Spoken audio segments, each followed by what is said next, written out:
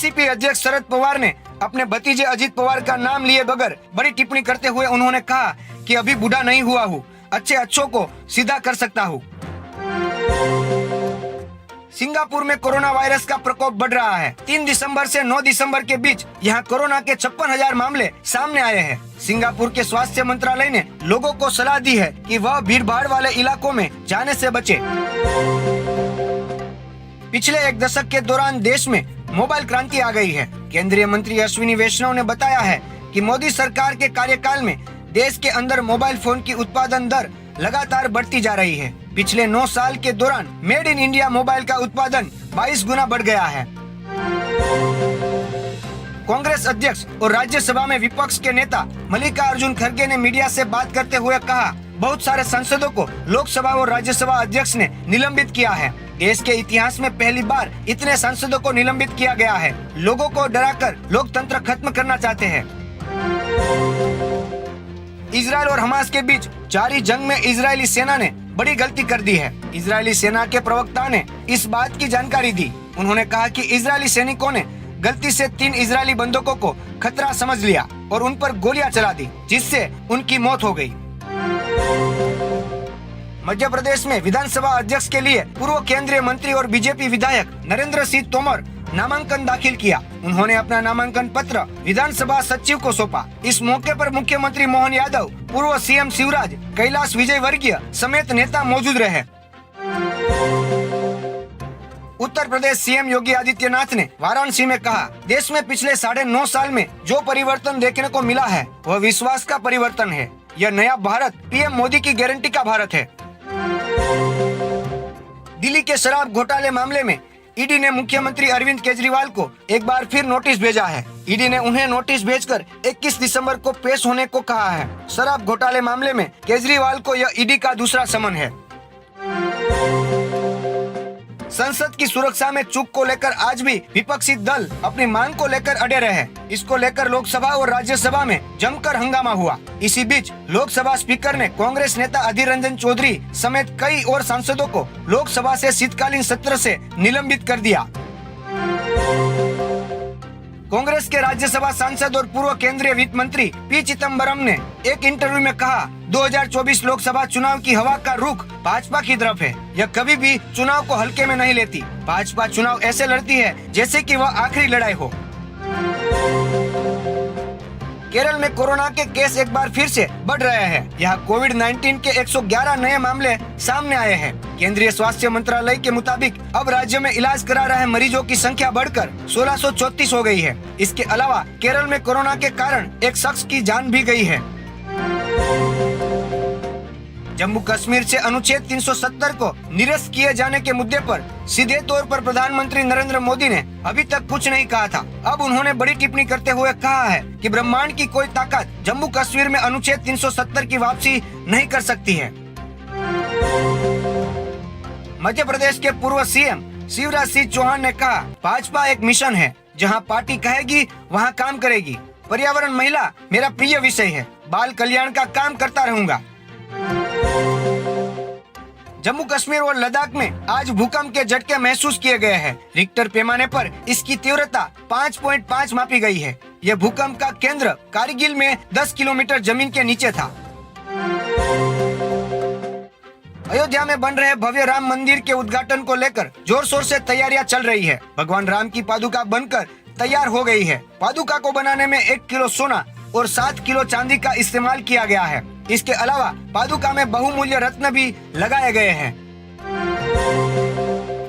India गठबंधन पर हमला करते हुए केंद्रीय मंत्री गिरिराज सिंह ने कहा, अपने गुनाहों को छुपाने के लिए यह गठबंधन है। किसी में हिम्मत नहीं है। अगर हिम्मत है तो मैं चुनौती दे रहा हूँ कि नीतीश कुमार बनारस से जाकर लड़ ले। जयपुर की चलती बस में युवती से रेप का मामला सामने आया है। दरअसल बस के केबिन में युवती को अकेला पाकर ड्राइवर ने उसके साथ जबरदस्ती की। उस दौरान बस का कंडक्टर लाउड म्यूजिक चलाकर हाईवे पर बस दौड़ा रहा था। पीड़िता ने बस ड्राइवर के खिलाफ एफआईआर दर्ज करवाई है। मध्य प्रदेश की 16वीं विधानसभा का पहला सत्र प्रारंभ हो गया है। विधानसभा के नवनिर्वाचित सदस्य और मुख्यमंत्री डॉक्टर मोहन यादव ने पद और गोपनीयता की शपथ ली। गुजरात में खंभात विधानसभा सीट से कांग्रेस विधायक चिराग पटेल ने गुजरात विधानसभा के अध्यक्ष शंकरभाई चौधरी को अपना इस्तीफा सौंप दिया। लोकसभा चुनाव के पहले कांग्रेस जब संगठन को मजबूत करने में जुटी है, पार्टी के लिए यह बड़ा झटका है। मध्य प्रदेश के मुख्यमंत्री मोहन यादव के निर्देश के बाद इंदौर में कई धार्मिक स्थलों में अतिरिक्त रूप से लगे लाउडस्पीकर को हटा दिया गया है। मुस्लिम समाज ने पहल करते हुए कार्यवाही शुरू कर दी है। लोकसभा चुनाव 2024 की तैयारी के मद्देनजर विपक्षी नेताओं की मुलाकातों का दौर चल रहा है। आज पश्चिम बंगाल की मुख्यमंत्री ममता बनर्जी ने दिल्ली के सीएम अरविंद केजरीवाल से मुलाकात की। बीजेपी की फायर ब्रांड नेता साध्वी प्राची ने मुस्लिम लड़कियों को सलाह दी है। उन्होंने कहा कि मुस्लिम समाज में महिलाओं को हलाल और 3 तलाक का डर रहता है, इसलिए सुझाव देती हूँ कि हिंदू धर्म में शादी करना शुरू कर दे। हिंदू धर्म में मुस्लिम लड़कियों का स्वागत है। अयोध्या में राम मंदिर के निर्माण के साथ साथ अयोध्या का कायाकल्प करने के लिए लगातार योगी सरकार काम कर रही है। रेलवे की तरफ से 240 करोड़ रुपए खर्च किया जा रहा है। स्टेशन को नया लुक दिया जा रहा है। संसद की सुरक्षा में हुई चूक की घटना के राजनीतिकरण किए जाने पर लोकसभा अध्यक्ष ओम बिरला ने नाराजगी जताई। उन्होंने कहा कि इस मामले की जांच एक उच्च स्तरीय समिति कर रही है। बिरला ने कहा, यह बेहद ही दुख की बात है कि इस मुद्दे पर राजनीति की जा रही है। विपक्षी गठबंधन इंडिया की बैठक से एक दिन पहले मुख्यमंत्री अरविंद केजरीवाल से महाराष्ट्र के पूर्व मुख्यमंत्री उद्धव ठाकरे उनके आवास पर मिलने पहुंचे। वर्तमान हालात और गठबंधन मजबूत करने को लेकर दोनों नेताओं में चर्चा हुई है। सहारनपुर के गांव शेखपुरा में स्टार पेपर मिल के लकड़ी के गोदाम में भीषण आग लग गई। इससे इलाके में अफरा तफरी मच गई। दमकल विभाग की कई गाड़ियां मौके पर पहुंची और आग बुझाने में लगी है। आग में लाखों रुपए की लकड़ी जलकर राख हो गई है। मध्य प्रदेश के मुख्यमंत्री नियुक्त होने के बाद डॉक्टर मोहन यादव का एक्शन मोड ऑन है। वे बीती रात भोपाल के हमीदिया अस्पताल का निरीक्षण करने पहुंचे। सीएम ने यहां पर मरीज और उनके परिजनों से मुलाकात कर व्यवस्थाओं की जानकारी ली। संसद सुरक्षा चूक की घटना पर शिवसेना सांसद संजय राउत ने कहा, इस मामले में राजनीति नहीं होनी चाहिए। यह राष्ट्रीय सुरक्षा का मामला है, लेकिन केंद्रीय मंत्री अमित शाह सदन में आए और अपनी बात रखे, इसमें डरने की क्या बात है। भूकंप के तेज झटके से चीन में तबाही। चीन में 6.2 तीव्रता के भूकंप के झटके महसूस किए गए। रिपोर्ट के अनुसार भूकंप से मारे जाने वालों का आंकड़ा 111 के पार पहुंच गया है और 200 से अधिक लोग घायल हो गए हैं। उत्तर प्रदेश स्थित वाराणसी में ज्ञानवापी मामले पर इलाहाबाद हाईकोर्ट ने फैसला सुना दिया है। ज्ञानवापी विवाद में इलाहाबाद हाईकोर्ट ने टाइटल सूट को चुनौती देने वाली मुस्लिम पक्ष की सभी 5 याचिकाएं खारिज कर दी है। राजस्थान के पूर्व मुख्यमंत्री और कांग्रेस के कदावर नेता अशोक गहलोत का केंद्र सरकार पर गुस्सा फूट पड़ा। गहलोत ने कहा कि संसद को मजाक बना दिया गया है और 90 से ज्यादा सांसदों को निलंबित कर दिया गया है। अब इस सरकार को अहंकार हो गया है।